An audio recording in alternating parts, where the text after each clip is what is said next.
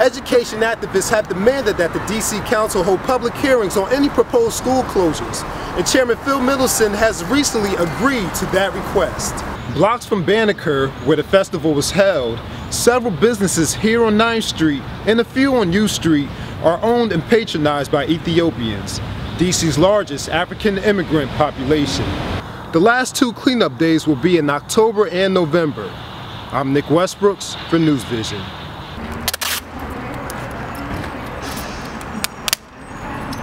By the end of the year, Mayor Vincent Gray and the D.C. public school system will announce which schools in the city are going to be closed.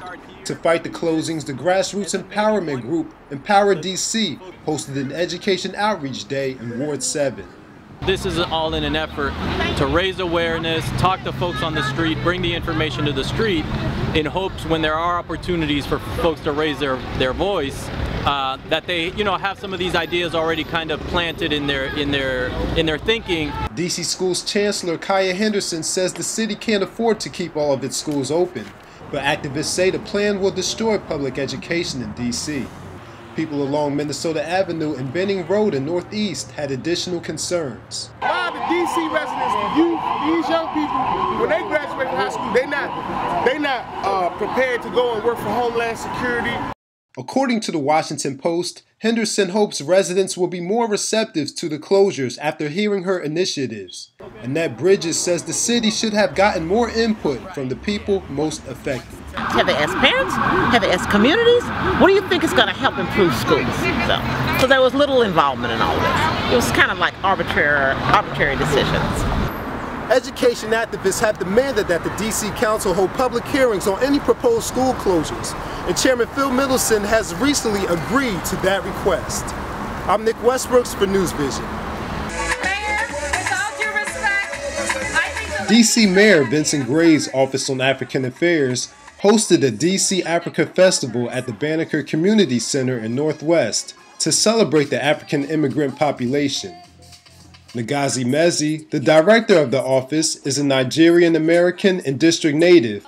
She says the festival is an opportunity to promote the city's diversity. I think the mayor and the communities of DC have been extremely receptive to the African community here, understanding that there's a cultural and ethnically and economic contributions and cultural contributions to the district's larger cultural fabrics. I think that's extremely important.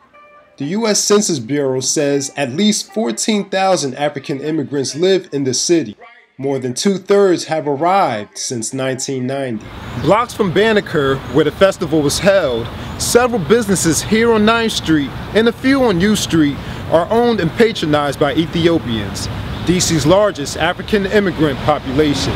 Samir Aregay, the manager of Dukem restaurant on U Street, immigrated to the area in 2007 from Ethiopia. It's very welcoming. I like the people, I like the environment, the climate. By the way, the climate is almost similar with my country. Aregay also says he likes the diversity of the city and wants to give people the chance to experience Ethiopian culture and cuisine. I'm Nick Westbrooks for Newsvision. You brush against grasses and bushes and stuff, there'll be ticks. So when you're done, just be sure to look for any bugs that are attached to you and pull them. Nathan Harrington of Congress Heights thought he had found a way to give back to his community by picking up trash in Shepherd Parkway, until he realized the job was too big for one person. There was thousands and thousands of pounds of stuff out there, and I wasn't going to be able to remove it all by myself. And even if I could, people were going to keep dumping, so it really needed to be a community campaign. That campaign meets at the corner of Malcolm X Avenue and 2nd Avenue in Southeast DC to clean up the trash in Shepherd Parkway. Harrington serves as the committee's co-chair, and so far they have had 4 cleanups, with 2 more planned before the end of the year. Volunteer Marsha Lucas shares Harrington's vision and says she was surprised to find a park in DC in this condition. I like the idea of a cleanup in an area like close to where I live. So I live in Cheverly, and I drive down 295 and I see this area, and the idea that this is a park is just shocking. Volunteers like Bethany Bellon say even though there was a lot of trash, the cleanup made a difference. It was pretty rewarding seeing the mountains of trash bags of stuff that we cleaned up and got out of the park. After completely removing the trash, the cleanup committee wants to transform this space into a visitor's destination, including a trail that will span the 3-mile parkway. The last 2 cleanup days will be in October and November. I'm Nick Westbrooks for Newsvision. The Martin Luther King Jr. Memorial Foundation says it's had millions of visitors since the memorial's opening in August. People returned to the monument on April 4th, the 44th anniversary of King's assassination. Mark Morial, the National Urban League's president and the host of the program, says the vigil and wreath laying is the start of a yearly tradition at the new memorial. Today, this evening, is the beginning of what will be an annual time when people will come to this site in this glorious city to remember Dr. Martin Luther King. Jermaine Brown says visiting the memorial on King's assassination anniversary adds to its significance. It's my first time seeing the event. It's seeing it on the anniversary of, of this assassination.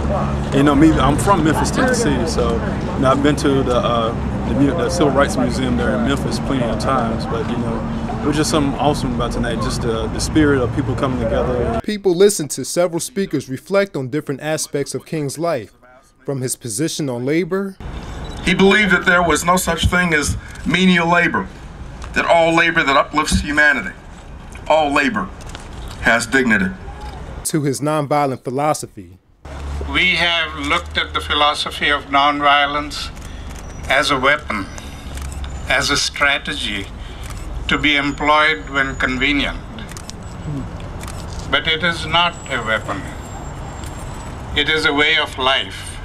After lighting candles, praying, and singing, the Memorial Foundation ended the night by placing the wreath at the foot of the Stone of Hope. Evangelist Clement expressed gratitude for the memorial and the event.